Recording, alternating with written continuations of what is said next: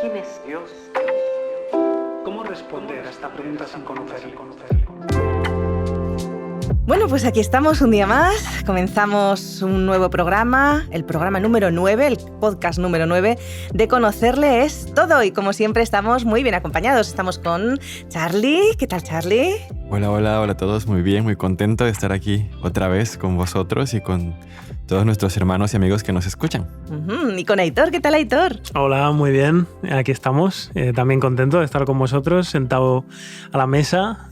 Que sí. Y también con todo el mundo que espero que nos esté acompañando y que nos ha estado acompañando hasta ahora. Que sí. Además, bueno, tenemos amigos que nos escriben, que nos llaman, que se conectan con nosotros, porque en el podcast abajo tenemos los datos, ¿no? Para que también pues, puedan escribirnos, etcétera. Así es. Y podemos sentirlos un poquito más cerca. Así que ya sabéis, si no lo habéis hecho todavía, poneros en contacto con nosotros, escribirnos y contarnos un poquito qué os parece el programa, que nos encanta recibir vuestro feedback. Bueno, pues en el programa de hoy vamos a hablar acerca de un tema muy interesante y para algunas personas incluso preocupante, ¿eh? Pero realmente no tenemos de qué preocuparnos porque tenemos un abogado buenísimo y vamos a hablar acerca del juicio. Bueno, en primer lugar vamos a hablar un poquito acerca de ¿habrá un juicio? ¿La Biblia habla de un juicio? Sí, de hecho, en muchas partes de la Biblia, nosotros podemos ver en Hechos 17:31 que Dios ha establecido un día para juzgar a todos. Y también en Corintios vemos que todos hemos de comparecer ante el tribunal de juicio de Cristo. Y además serán juzgadas todas las cosas, incluso aquellas que están ocultas, que no sabemos, que solamente nosotros sabemos y que las otras personas no conocen. Uh-huh. Entonces, por eso muchas veces entra el miedo, ¿no? De que van a ser juzgadas todas las cosas y cómo va a ser, cuándo me va a tocar, qué veredicto se va a dar, ¿no? Si va a ser en mi favor o en mi contra. Así que es un tema muy interesante el que vamos a estudiar hoy.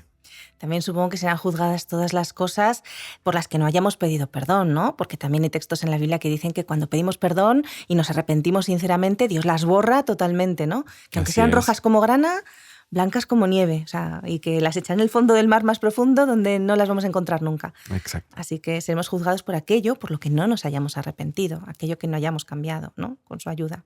Exacto. ¿Quiénes vamos a ser juzgados? ¿Qué pensáis? ¿Solo los malos? Todos, porque si solamente un grupo fuese juzgado, no sería justo. Este juicio no sería justo.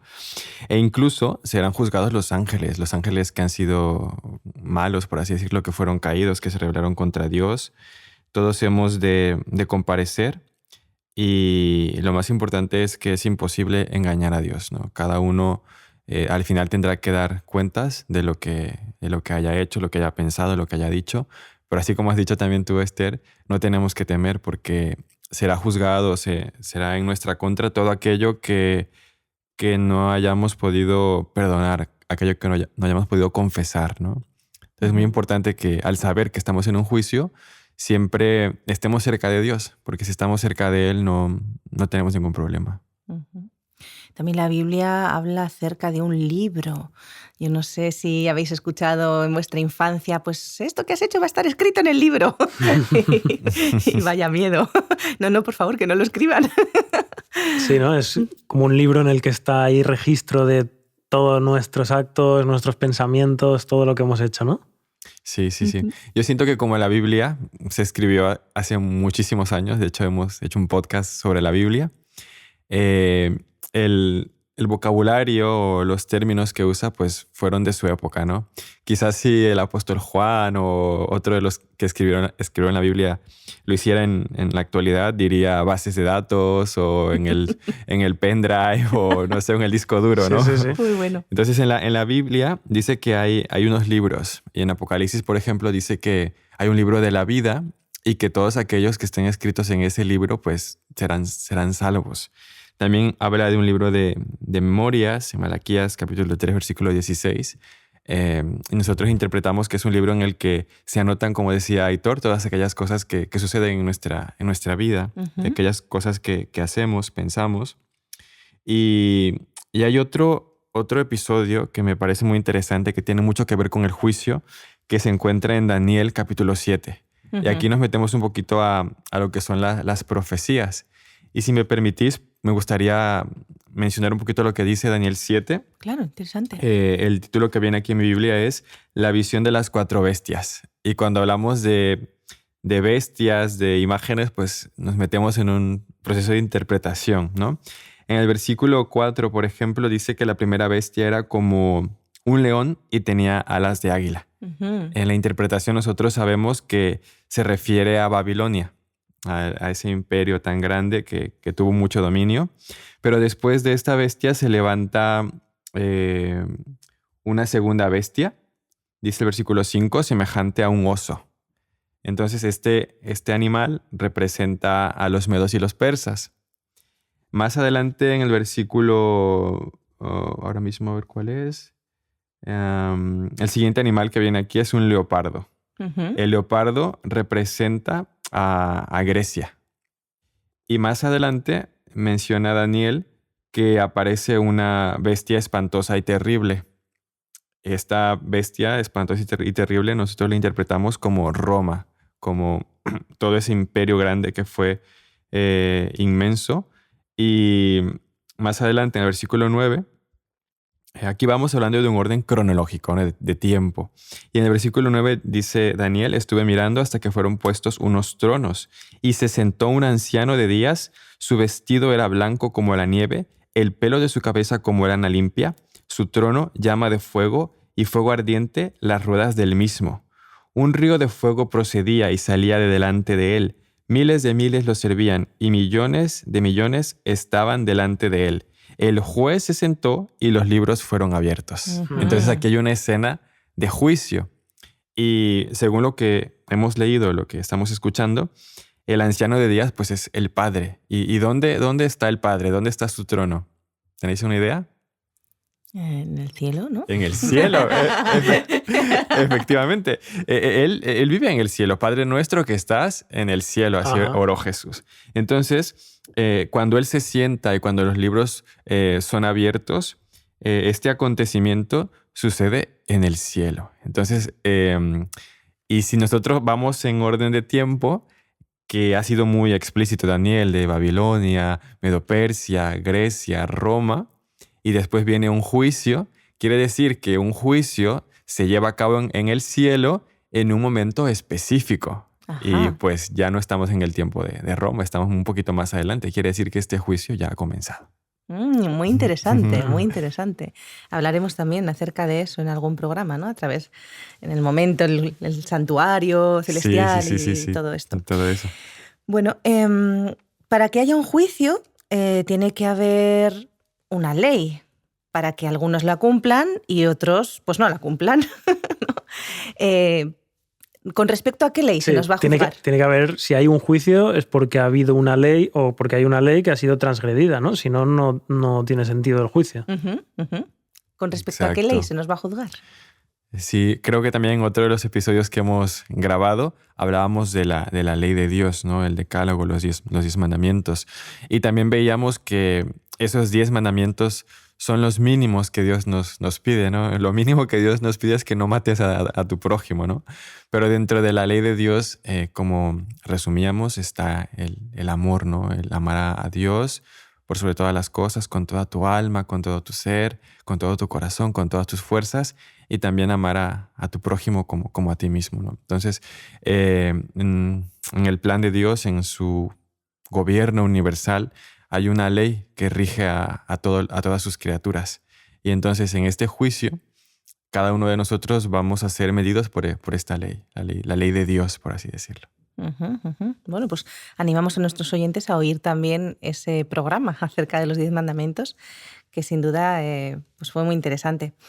La realidad del juicio. Daniel, entonces, por cierto, ¿qué capítulo habías leído antes de Daniel? Sí, el capítulo 7, y donde habla exactamente del juicio, es el 9, el 10 y en adelante. Bueno, pues vemos que hay una realidad del juicio y que Daniel ve ese dramático acontecimiento del juicio, ¿no? ¿Cómo sabemos que este momento va a ser real? O sea, ¿cómo vemos este momento a lo largo del tiempo? Pues es muy interesante porque si leemos Daniel e invitamos a nuestros oyentes a leer todo Daniel, y espero que no queden como Daniel, porque después de recibir esta visión, Daniel queda asustado, queda como muerto, queda tumbado en el suelo. Y Gabriel, que era el que le estaba dando las explicaciones, se acerca a él y Daniel le pide a Gabriel que le explique, que no entiende, que quedó muy asustado con esta visión de esa bestia que era espantosa y terrible. Entonces, más adelante, en el capítulo 8, después del 7, Gabriel le explica, recibe otra visión, y entonces aquí aparece un periodo de tiempo. Y lo podemos leer en Daniel 8:14. Por ejemplo, en el 13, Daniel pregunta, entonces oí hablar a un santo y otro de los santos preguntó a aquel que hablaba, ¿hasta cuándo durará la visión del sacrificio continuo, la prevaricación asoladora y la entrega del santuario y el ejército para ser pisoteados? Y él dijo, hasta 2300 tardes y mañanas y luego el santuario será purificado. Entonces, para no hablar tanto de esto, por si acaso no lo comprendemos, eso significa que después de esos 2300 años comienza el juicio, que es en el año de 1844. Es decir, que hay un lapso de tiempo que tenía que pasar, y esta escena del juicio que vio Daniel se llevó a cabo, se celebró en 1844, cuando el juez se levanta, sale de un lugar y se sienta.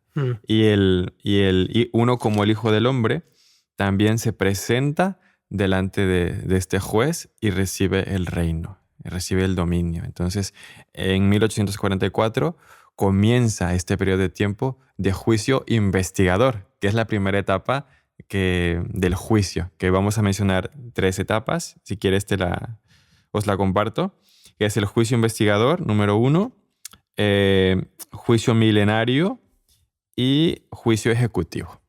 Entonces, el juicio se lleva a cabo en estas 3 fases y el juicio investigador comienza en el año de 1844. Esto es interesante porque yo no sé, Aitor, si a ti te pasa, pero yo pensaba que el juicio, ¿verdad?, era el final del tiempo. Y es que el juicio es muy largo y hay un juicio investigador que comienza en 1844 y el juicio, como todos nos lo imaginamos, ¿verdad?, es al final del tiempo, ¿no?, cuando los redimidos ya ascienden al cielo, etcétera, ¿no? Exacto.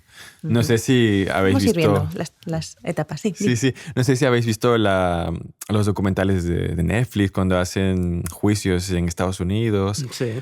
Pues a mí me gusta ilustrarlo un poco con estos juicios. Yo he visto algunos cuantos.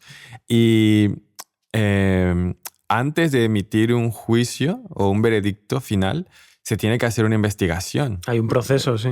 Se tiene que hacer una investigación.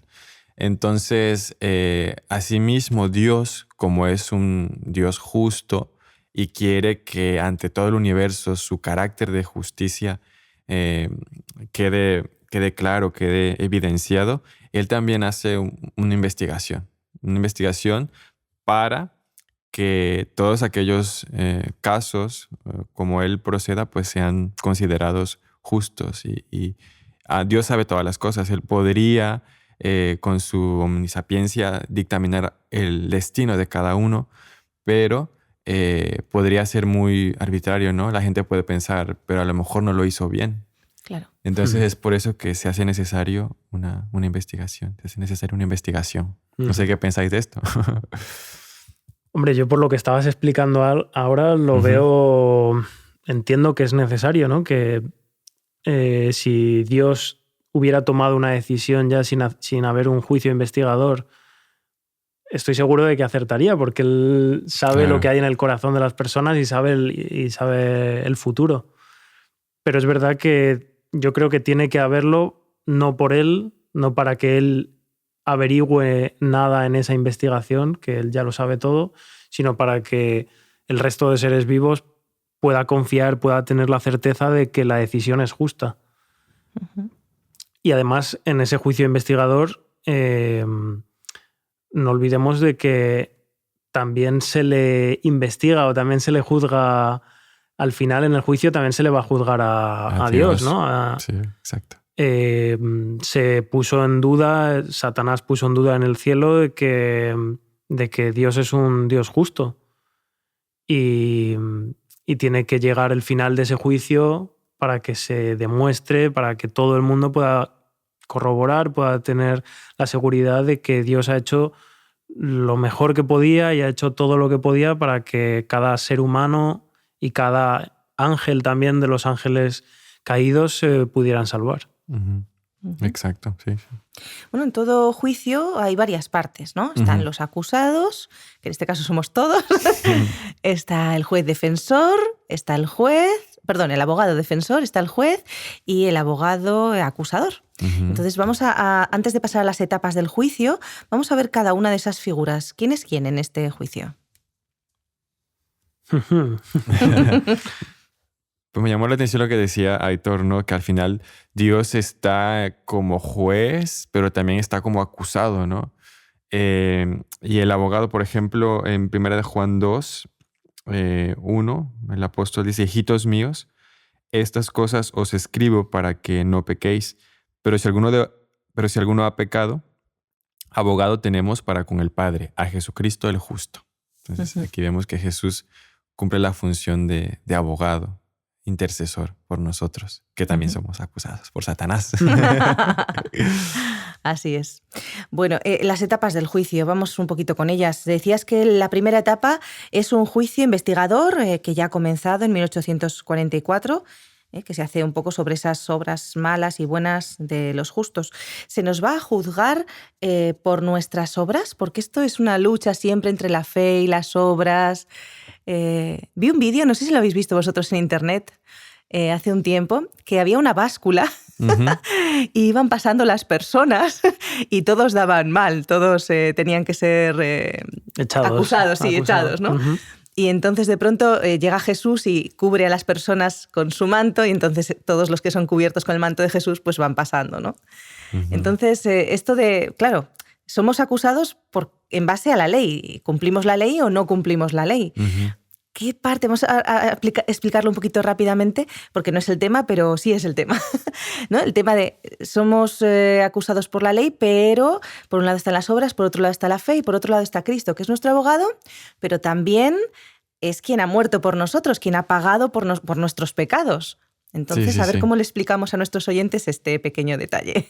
Sí, es muy interesante, sobre todo porque hay muchas denominaciones, iglesias, ¿no? que predican una vez aceptando a Cristo, salvo para siempre, ¿no? Una vez salvo, siempre salvo. Entonces hay muchos versículos que hablan de eso, que la salvación es por fe, por gracia. Cuando se encontraron con el centurión, tú y tu casa seréis salvos. Eso lo dice la Biblia, lo creemos. Pero también la Biblia tiene otros versículos que hay que leer también. Por ejemplo, dice que el Señor vendrá para dar a cada uno según sus obras, dicen en Apocalipsis. Y hay muchas otras partes de la Biblia que hablan de este juicio, ¿no? Entonces, ¿cómo conciliamos la idea de la fe con las obras?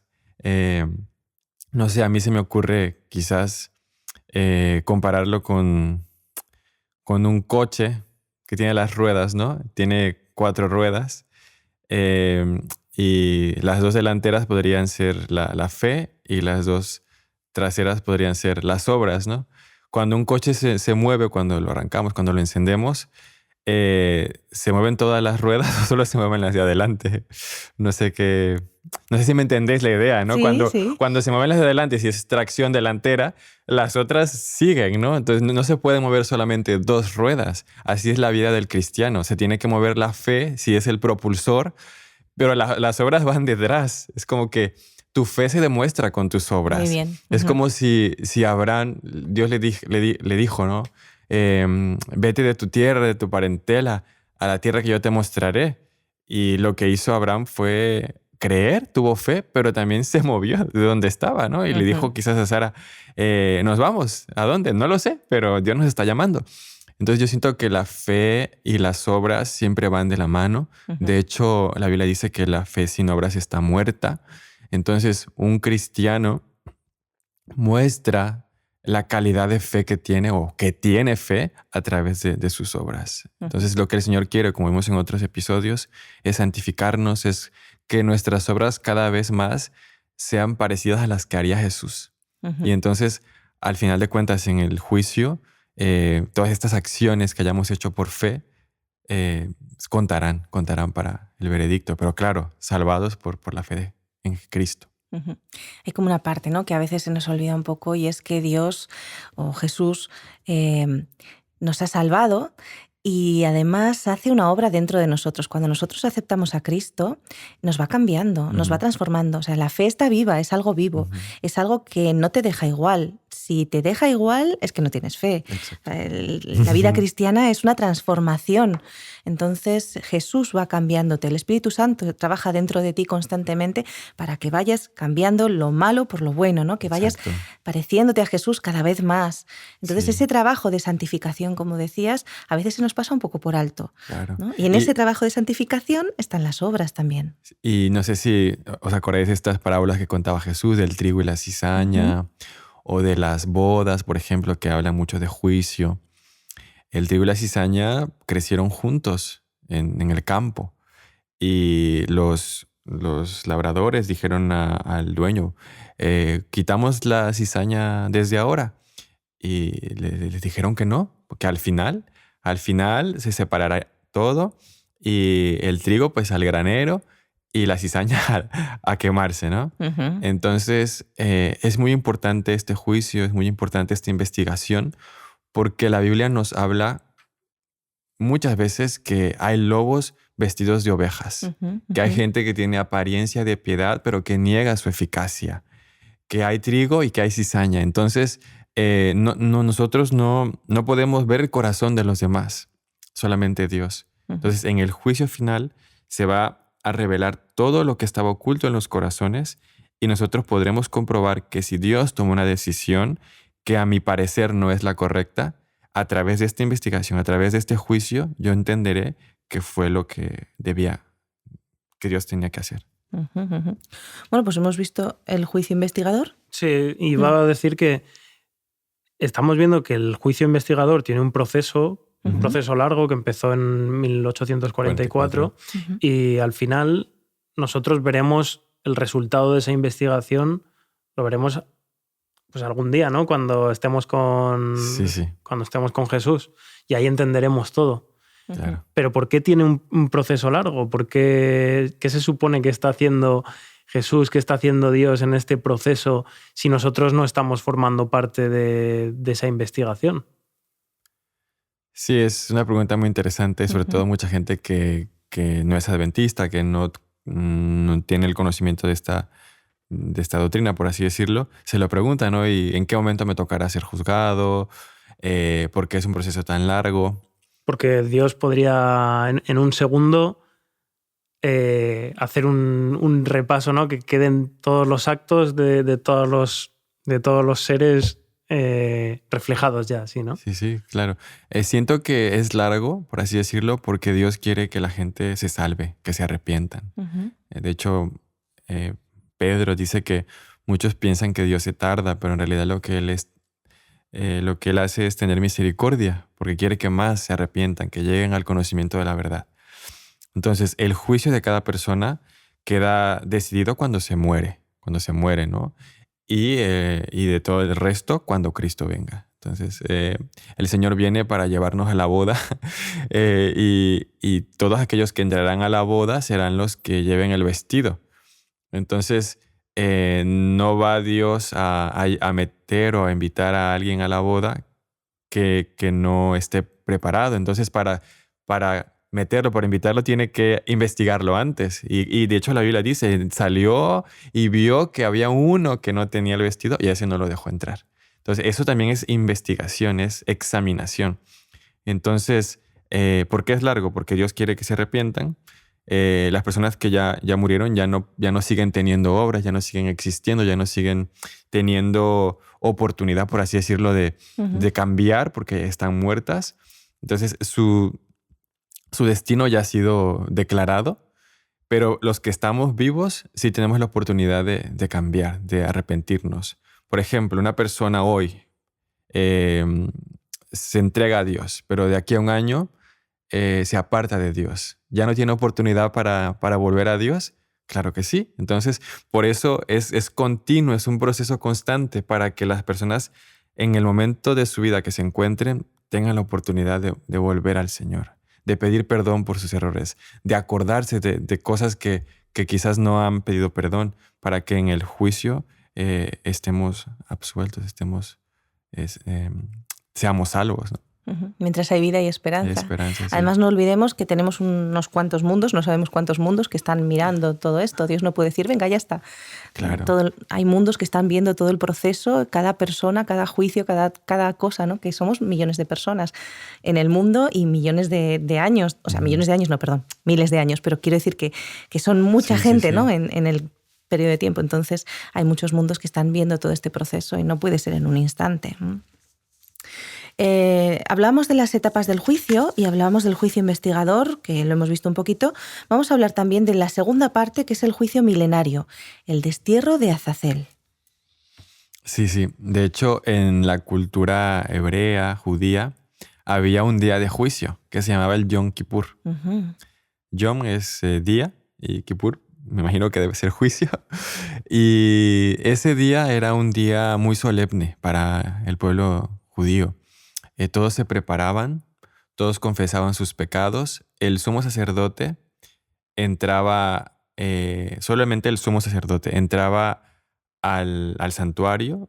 No sé si sabéis, pero el santuario estaba dividido en tres partes.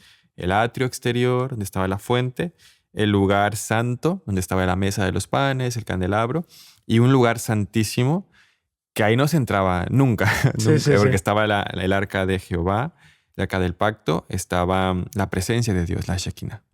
Entonces, en el día de Yom Kippur, en el día del juicio, el sumo sacerdote entraba hasta ese lugar para hacer un ritual, para hacer expiación por el pecado de todo el pueblo. Entonces, para que el sumo sacerdote entrara allí, tenía que hacer un sacrificio por sus pecados, tenía que lavarse, tenía que estar limpio, y siempre lo ataban como con unas campanillas, porque al estar en la presencia de Dios, el hombre que está en la presencia de Dios cae muerto.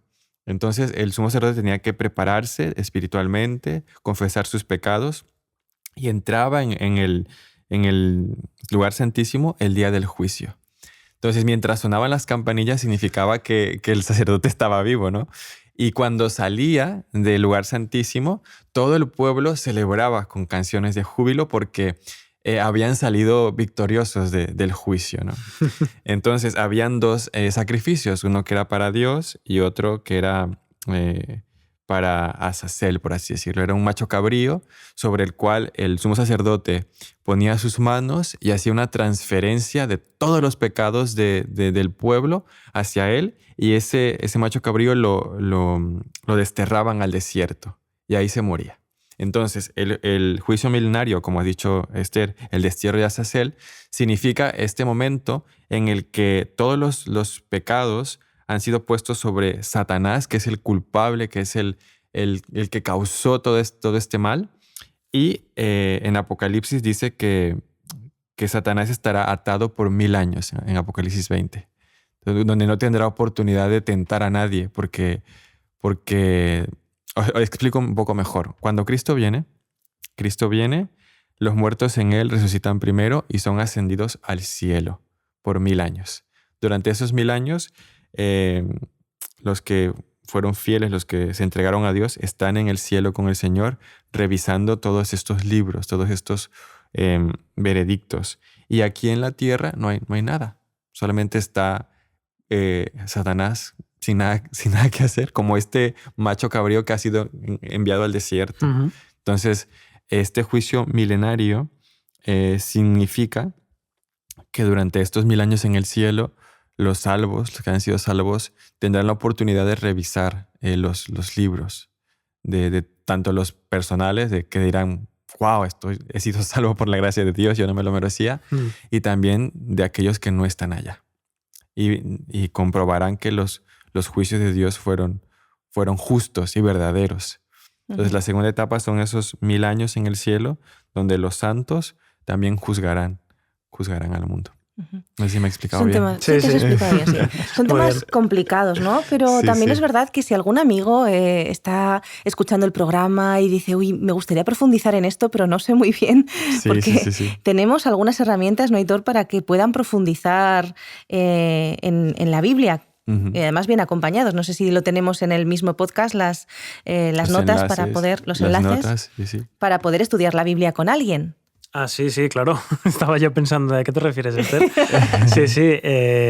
Tenéis a vuestra disposición. Si cualquiera de vosotros quiere estudiar la Biblia más en profundidad, pues podéis poneros en contacto con nosotros y os facilitaremos, os buscaremos un acompañante, ¿no? Un Ujú. Sí, un tutor, tutor, un un guía. instructor. Un guía de Sí, de estudios hecho, bíblicos. ahora que lo mencionabas, me siento muy contento porque he podido ver los comentarios en el canal de YouTube y muchas personas que han tenido dudas nos escriben y los hemos contactado con otros instructores, nos dejan ideas, así que si este tema parece un poco difícil, que no duden en escribirnos, que vamos a ayudaros también. Claro que sí. Bueno, vamos con la parte tercera, el juicio ejecutivo. ¿Cómo será ese juicio ejecutivo? Bueno, pues después de los 1000 años en el cielo, donde todos los salvos han visto los libros, donde han comprobado que esos veredictos han sido justos, se le dará la oportunidad también a los impíos de ver esos libros. Entonces, después de esos 1000 años, la nueva Jerusalén desciende del cielo, como dice Apocalipsis, a esta tierra que está devastada, donde está solamente Satanás atado sin nada que hacer. Y en esa tercera etapa, los impíos resucitan.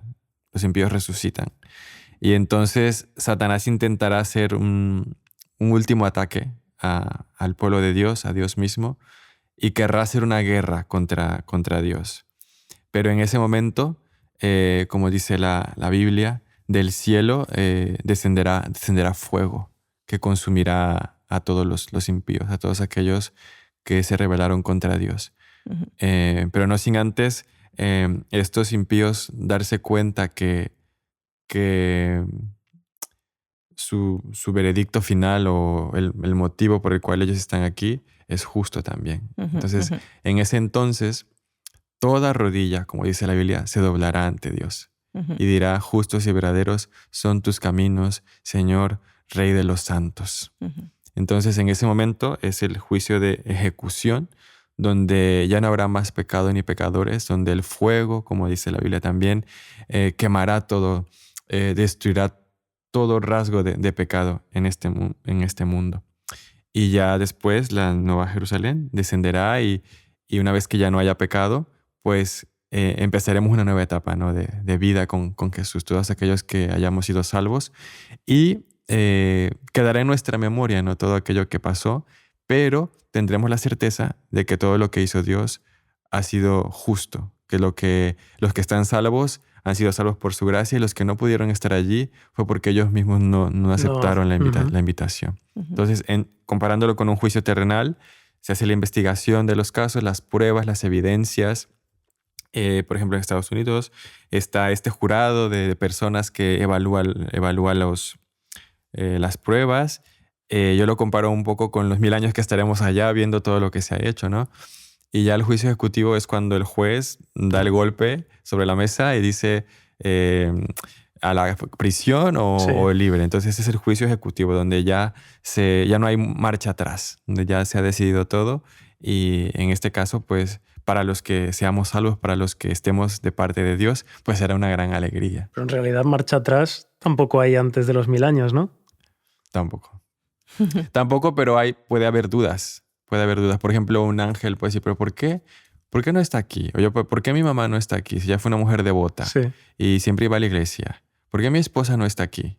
Entonces, ahí todavía tendré dudas. Pero ya cuando sea el juicio ejecutivo, ya estaré seguro de que Dios ha sido justo. Ujú. Pues los salvos serán vindicados, serán declarados sí. justos. Dios será declarado justo. Uh-huh. Quienes no hayan aceptado el amor, la verdad, la bondad, en fin, a Dios, pues serán destruidos.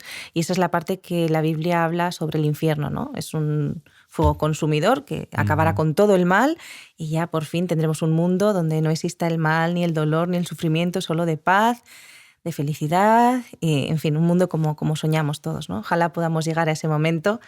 Es lo que todos deseamos, llegar a ese momento en el que, bueno, pues esto termine y tengamos por fin un mundo de felicidad eterna. Y no debe darnos miedo. De hecho, hay un versículo en el Salmo 7:8, donde David dice, el Señor juzgará a los pueblos. Júzgame, Señor. O sea, David mismo le pide a Dios que lo juzgue. Júzgame, Señor, conforme a mi justicia. Págame conforme a mi inocencia. Es decir, que al final no debemos temer, porque lo que ve Dios no es nuestro pecado, no es todo aquello que hacemos mal, sino ve a Cristo, que Él ha pagado el precio. Y por eso, como hablábamos con Héctor, al final el Padre deja en manos del Hijo también el juicio.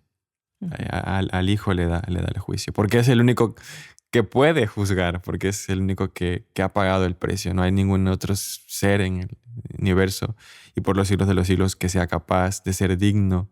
Y por eso en Apocalipsis, cuando vemos Apocalipsis 5, por ejemplo, la entronización, la coronación, honra, gloria, inmortalidad y poder al único digno, al Cordero, porque solamente Jesús es el que puede.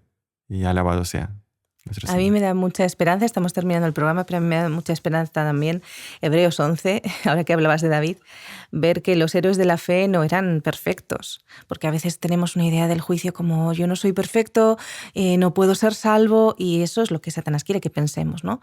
Pero héroes de la fe como David o como Sansón nos enseñan en Hebreos 11 que podemos ser salvos, que la diferencia entre una persona salva y una persona no salva es solamente una: querer ser salvo, querer que Jesús nos transforme, querer vivir con Jesús, o no querer.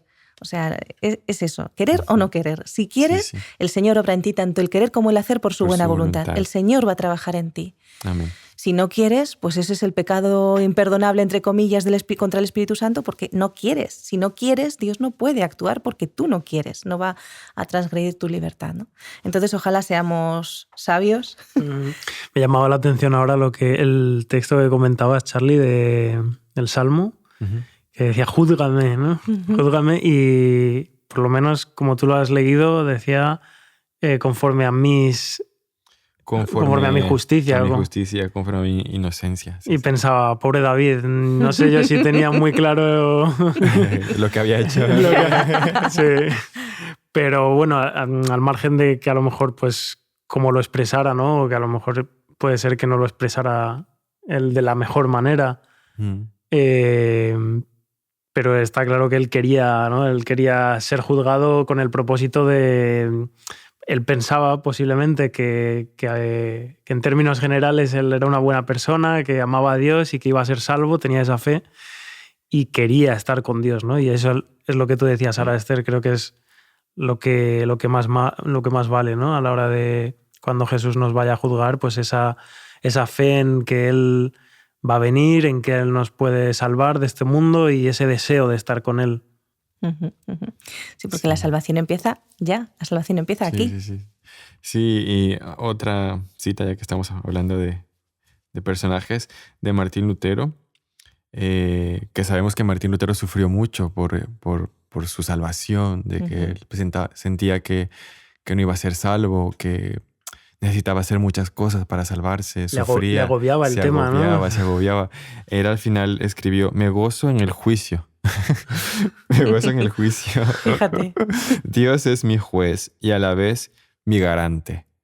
¿Qué puedo temer? Pregunta él. Entonces, o sea, Dios entendió, ¿no? El tema de la fe y las obras. Claro, y vemos a un Lutero que se golpeaba, se flagelaba, sufría, se angustiaba, se agobiaba, pero al final se gozó en el juicio, porque entendió que no podía temer nada, ya que Dios estaba delante de él como su garante, como su abogado y como su juez.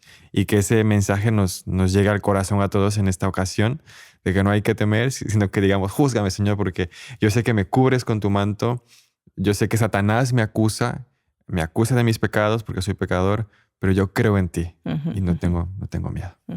Bueno, pues terminamos el programa emplazándoos a estudiar la Biblia, a conseguir tal vez un tutor para poder estudiarla en profundidad, porque realmente, pues como Lutero, podemos tener algunas dudas o incluso algunas ideas que no tienen nada que ver con la Biblia, ¿eh? El libro de Romanos estaba ahí desde mucho antes de que Lutero descubriera toda la verdad que contiene. Así que hay muchas verdades en la Biblia que están ahí a nuestro alcance, a nuestra disposición. Solamente tenemos que querer estudiarla y querer profundizar en ella. Así que estamos a vuestra disposición para estudiar la Biblia con nosotros y esperamos que nos acompañéis nuevamente también en el próximo programa, ¿no? Claro que sí. Conocerles todo.